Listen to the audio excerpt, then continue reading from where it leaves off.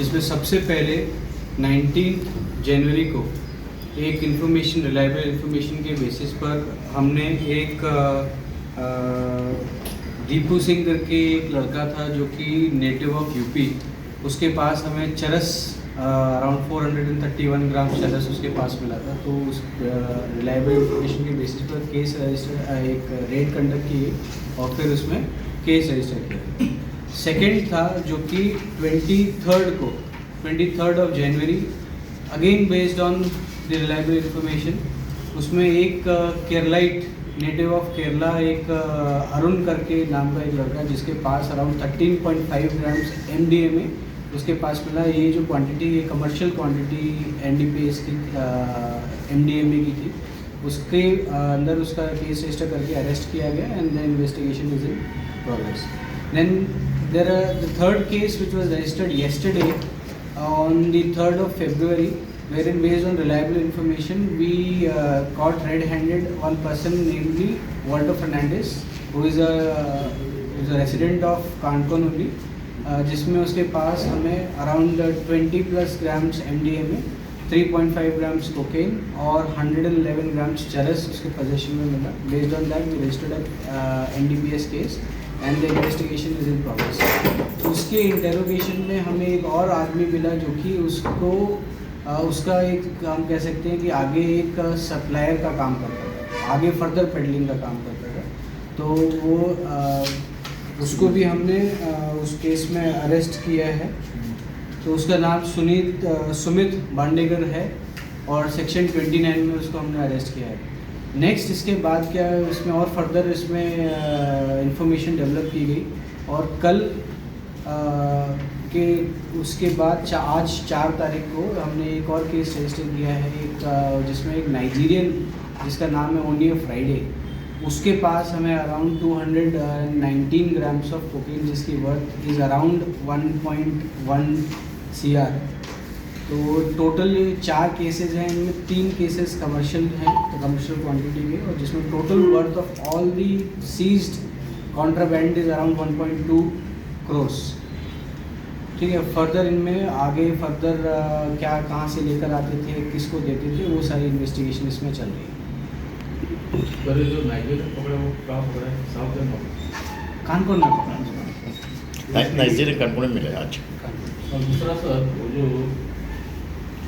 Study जो इसको पकड़ा ना आपने, सुमित बांडेकर, ऑल्टर जिधर रहता था सुमित बनर्जी ने फार्म हाउस में, वो क्या पुलिस का है? उसको घर पर नहीं पकड़ा है उसको। नहीं वो ठीक है, आप लोगों ने उसको चापोली इधर पकड़ा था, वो जो चापोली में जो रहता था वो किसका है? वो अभी पता करके आपको बताएंगे, उसमें पुलिस का फर्दर नहीं, पता करना पड़ेगा, वो आपको बताया जाएगा। Walter is a resident of Kanpur. Kanpur में रहता है, native of Kerala, native of Kochi, कितने साल से रहते अराउंड 20+ ईयर्स से यहाँ रह रहा है।